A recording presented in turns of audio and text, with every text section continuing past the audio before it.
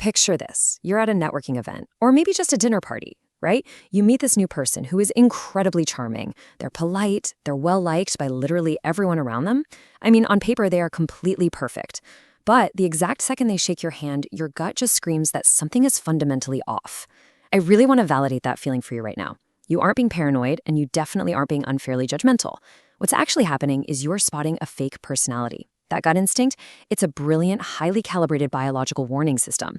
While everyone else is just blindly enjoying the vibe of the room, your brain is quietly calculating the psychological cost of that person. It's deciding that the bankruptcy of your peace simply isn't worth it. And this totally changes how you experience a room. See, most people walk into a social setting in like fuzzy 480p. They're armed with this mental spam filter that automatically just deletes about 90% of the social data around them. But if you have a sensitive brain, you are operating in 8K IMAX. Your brain has absolutely zero chill. There is no spam filter. Instead, it is actively screenshotting everything. You're recording, analyzing, and cross-referencing every single microexpression and every tiny shift in someone's tone. Basically, you are detecting the emotional temperature of the room the exact second you walk through the door. Science actually has a name for this. It's called sensory processing sensitivity.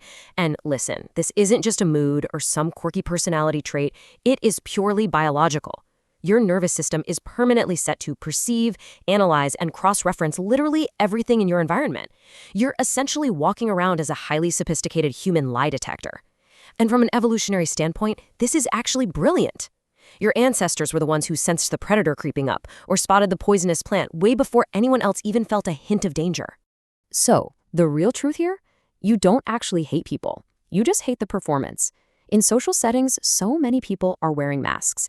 They put on this big, "I'm having so much fun" mask or the "I'm totally listening to you" mask, while in reality, their eyes are literally twitching with hidden stress. And honestly, constantly processing all these invisible masks is utterly exhausting. Because of your high perceptual sensitivity, you see right through them. You see the truth that nobody is actually saying out loud. This makes you incredibly socially sophisticated. You just refuse to play pretend in a system that wrongly equates being loud and busy with being genuinely happy. But where exactly does this 8K radar even come from? Well, for a lot of us, it was sharpened during our childhood. If you grew up in a home where you constantly had to anticipate an adult's mood just to stay safe, you likely developed a survival adaptation called parentification. Basically, you had to learn how to read the room way before you learned how to read chapter books. Those childhood survival habits permanently hardwired your nervous system into a default crisis mode. And a huge part of overcoming sensory overload is going through the difficult but totally necessary experience of consciously outgrowing these hypervigilant habits so you can finally find some true peace. Because when you're operating in that crisis mode, you aren't just some regular observer noticing emotions from a safe distance. No, you become an emotional Wi-Fi router. You don't just observe feelings, you download all that chaotic emotional data and absorb it like a sponge. This is exactly why you feel that bone-deep tiredness after being around certain people. You're managing your feelings and theirs all at the same time. Turning off this router, stopping yourself from acting as an open, unencrypted network for everyone else's chaos, that is the very first major step in overcoming sensory processing sensitivity. And protecting yourself from being that open Wi-Fi network is absolutely vital. Why? Because research reveals a truly shocking statistic. 10%. Yep, 10% of the people you know are actually life-destroying personalities that will completely drain your batteries if you let them. These are those unsafe people we talked about earlier, the ones who make that gut instinct of yours scream the second they walk in. Researchers actually categorize them as high-conflict personalities, or HCPs, and there are 5 main types to look out for: narcissistic, borderline, antisocial, paranoid, and histrionic. These are the folks who, if you aren't super careful, will lock onto you like a total death mosquito and just drain your emotional reserves.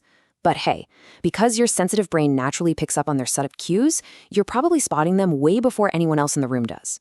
So how do we manage them? First, we have to really understand their psychology. The thing is, high-conflict personalities severely lack self-awareness. They operate on really strict all-or-nothing thinking patterns. They're constantly stuck in their own survival mode, which unfortunately makes them highly manipulative. You literally cannot reason with an HCP the way you would with a rational, healthy friend. It just doesn't work. You need a very specific toolkit to manage them and, most importantly, protect your peace. Enter the BIF method, This is your ultimate, tactical, step-by-step approach to de-escalating difficult people. BIF stands for keeping your communication brief, informative, friendly, and firm. Let me give you an example. Instead of writing out some massive emotional text message defending yourself against a manipulative accusation, you just send a quick BIF reply. Something like, "Thanks for letting me know. I won't be able to attend, but I hope it goes well." Boom. You short-circuit their manipulation instantly, just by refusing to engage in their dramatic all-or-nothing defensiveness. Now, to truly survive and thrive with a sensitive brain, you've got to master the 90% rule. This is a deliberate tactic to ensure you never hit that bone-deep exhaustion again. Step 1, identify the interactions that genuinely require your energy. That's your vital 10%.